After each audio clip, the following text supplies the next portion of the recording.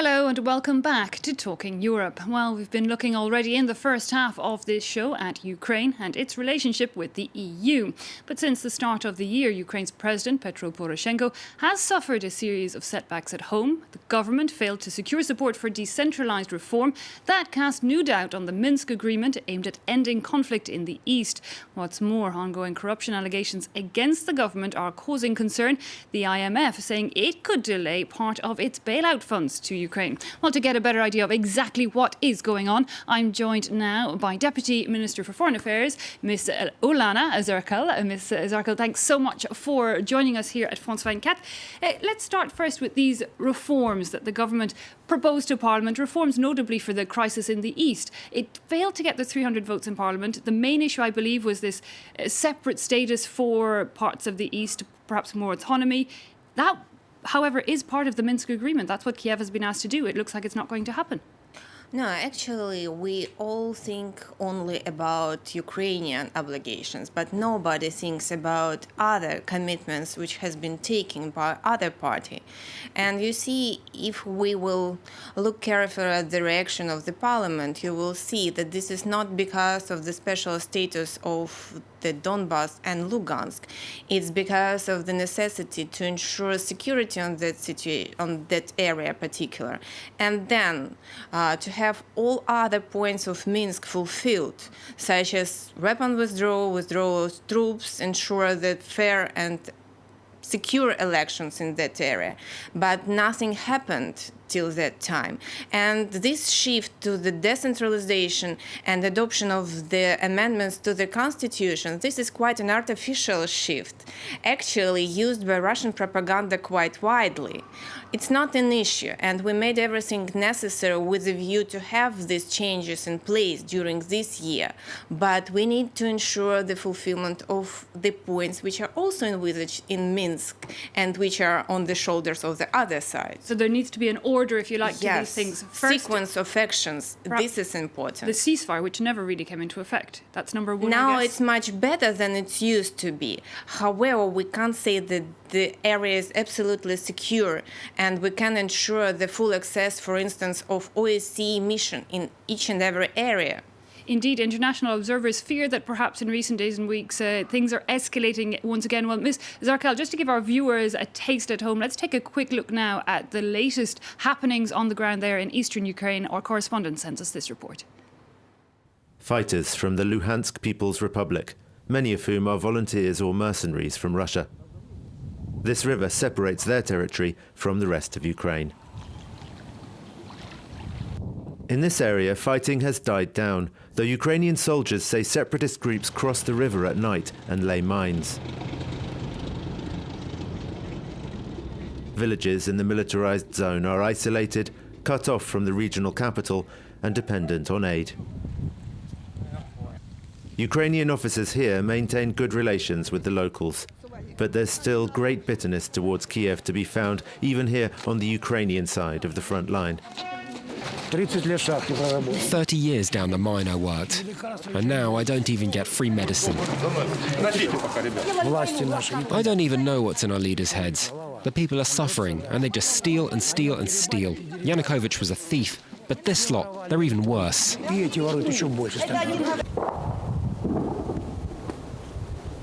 The separatists are dependent on Russian support. Yet lately there have been signs that support might not be eternal. Above this beauty parlour in central Moscow are the offices of the pro-Kremlin Union of Donbass Volunteer Fighters. Today they're careful not to rule out giving the region back to Ukraine. Whether Donetsk and Luhansk should enter some future Ukrainian federation is a difficult question that should be decided by the people of those regions in a referendum. But that softer stance doesn't really mean Russia is making concessions, says Stanislav Belkovsky, an independent political analyst. The Minsk agreements really only give Ukraine formal control over Donetsk and Luhansk, while in practice they are autonomous, i.e. controlled by Moscow. Seen from this perspective, whatever the fate of the Minsk agreements, the winner is Moscow. Well, Ms. Zerkal, how do you react there? Firstly, to that political analysis at the end. Do you think Russian influence in the East is waning, could wane, or are they there forever? You see, I really think that these people who still live in these areas, they are real hostages. They're real hostages of Russia. Because you see, I also belong to the Russian-speaking population, and I never experienced any difficulties because of this. My mother came to Ukraine in early 60s, and she came from St. Petersburg, so I have pure Russian roots. However, it does not matter for me and for my relatives. And this situation in the East, this is purely artificial situation. So do you think the amount of Ukrainians involved in this are really minimal? Is that what you're saying? Or there are some? No, you see, there is a difference. There is a difference in some kind of intelligence or education, if I may say, because most of those who are dealing on the other side with this false government or something like that, they're people without high education. They have just the ground and just very low education, and sometimes quite impossible to reach some understanding even with them in the format, for instance, of this trilateral group. And they're absolutely under the propaganda machine influence. They're like zombies. You see, they truly believe that we kill infants and that we are fascists. Even though they are Ukrainian, they recognize themselves as Ukrainians. They truly believe in what they see in front of their TVs. And this is amazing because they don't have any kind of critical thinking and they don't analyze information they receive at all.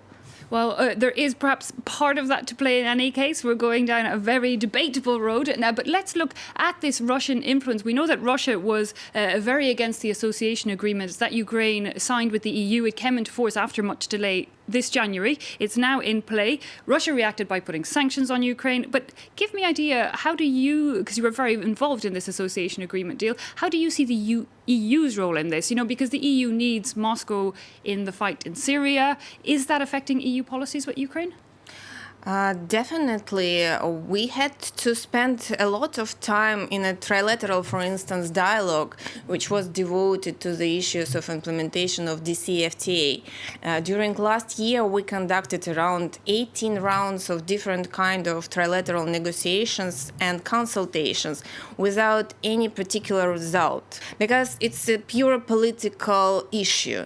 It's not about trade, it's not about economy. It's about... The association agreement is about trade and economy. It's not only about trade and economy. Association agreement is about political association and economic integration. And Russians still think that two different kind of economic regimes can't exist simultaneously. However, it's not the case, and we tried together with the European Commission to prove them that there is no ground for such statements. But this is the whole problem, really, with Ukraine, is whether it's more EU-leaning or more Russian-leaning. I mean, that's what led to this conflict in the first place. The first and the main ground, these are values. It's not about the regimes, it's not about the legal conditions of relations. It's about values, and it's about the choice. And that choice, which has been made by Ukrainian citizens, actually irritated a lot Russian politicians. And this is the actual ground of this conflict. But a conflict that's been ongoing. I mean, we've seen we saw that annexation of Crimea. I know the EU spoke out about it. It doesn't recognize that annexation, but it hasn't really done much more than that. And according to recent documents of the crisis, the EU told Kiev to just let it go. Not exactly, but they shifted it a little bit from the agenda. It's not anymore the high priority. And even with the sanctions, they're talking more about the fulfillment of Minsk Agreement than about annexation of Crimea. And we do think that it's quite a wrong approach, because actually annexation of Crimea is one of the unlawfulest events during the last decades. And without understanding how to settle the situation with Crimea, it won't be possible and to discuss the whole situation within the country, because that was the first factor which destabilized the situation in Kiev. Yeah, absolutely. Now, along with the whole crisis in the east, the government fell. The pro-Russian president was ousted, but people were also at the same time calling not just for values perhaps to look more towards the EU, but also for corruption to be addressed. But this is one of the values. Well, let's look at that then, because Kiev government announced a reform agenda, but now the reformists are leaving. We saw last month the economy minister hired from Lithuania, I believe because he was seen as an outsider and clean. He resigned saying he didn't want to be part of the cover-up.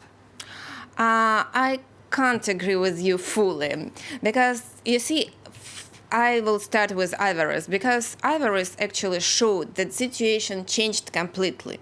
He could loudly speak about difficulties without any afraid of being punished or something like that. He actually announced his position. And then it's up to the bodies which are dealing now with the anti-corruption issues and which are already in place. We established all necessary institutions with a view to combat corruption. And that's quite a significant way forward, because before that we did not have any institution who... Nobody would even speak out. So what can we expect to see? Can we expect to see a top businessman, oligarchs, government officials being brought in? We expect to have an investigation about the situation, who was right, who was wrong, and what happened in the reality. And this is quite a good sign of the progress we made. That's true. Definitely free speech is a very good sign. Now, that resignation, however, did lead to somewhat of a political crisis. The government did survive a vote of no confidence in government, but recent polls show that only 17% of Ukrainians are actually supporting their president today. Supporting actually the government. Okay. Or not supporting the government. This is quite a controversial statistic. However, we definitely need some kind of new deal between the parliament and the government, because we are living in the parliamentary presidential republic, and the role of the parliament in adoption of the laws and in the reform process is quite a crucial one. And without the confidence within the parliament, none of the government will be able to act properly. And actually, that's what happened. They did not actually vote against the government. However, they decided that the results of the work of the government were negative. And this created an atmosphere with the request of the society of changes. They have to find out the way how to deal with all issues of the reforms and how to solve the issue without new elections, because definitely we are not in the position to have a new elections nowadays. It's quite a dangerous atmosphere, and most of the political parties, they understand the necessity to find a compromise. And we really hope that this compromise will be in place in the nearest future. Again, Ms. Zerkal, these claims, or at least this voicing of corruption around Ukraine, has worried a lot of international groups. The IMF, notably its chief, Christine Lagarde, saying that she may suspend some of the bailout to Ukraine if she doesn't see action. How do you react to that? What is actually going to be visibly done to reassure those bailout funds, which you clearly need? I may say you that we also had quite useful and productive instruments such as Visa Liberalization Action Plan. And because of all these tools, we managed to pass through the Parliament very necessary pieces of legislation for the combating corruption. We adopted special laws concerning the seizure and confiscation of assets. This is quite a novel for Ukraine. Has that been put into action already? Yes, and also we've created the Assets Management and Recovery Office, which will be in place in the summertime. And as well as we adopted necessary changes to the law on prosecutor, so that will be a new system of selection of the anti-corruption prosecutors, which will be fully in line with European standards. And moreover, we came back to the issues of electronic declaration, so the whole assets of public servants will be in the full access of the public. And now we are debating whether the balance between necessity to combat corruption and privacy is achieved. So your message is Ukraine, we're working on it, you're aware of the problem? Yes, definitely. We work on this. Of course, we should work much faster and much more productive. However, in the current circumstances, we try to do as much as possible. And definitely it's not an easy path, but we move on this path and we have some results. Very finally, Ms. Zerkal, because we were looking at it in the first half, we touched briefly on this Dutch referendum about the association agreement with the EU. It looks like they're not at all happy about Ukraine and the EU becoming closer. Do you think that it's really about the association agreement with the EU and not about the EU as such? Because we think that this is not about the association agreement. Most of people with whom we had conversation in Netherlands, they are not aware about the substance of this agreement. They worry about the situation within the European Union, with migration, with the future of European Union, and that's their main concerns, not the association agreement as such. But our main concern is not to be a hostage of this referendum. And that's one of the topics we are discussing now with the Commission, whether the decision concerning, for instance, legal proposal of the Commission to shift visa requirement from Ukrainian citizens should be made before the referendum or after referendum, and what kind of consequences it may have. And indeed, that's a big question, as it is a non-binding referendum for the time being. Ms. Zerkal, we're going to have to leave it at that for now, but thanks so much for your time. That brings us to the end of this edition of Talking Europe. Have a good week and see you again next time.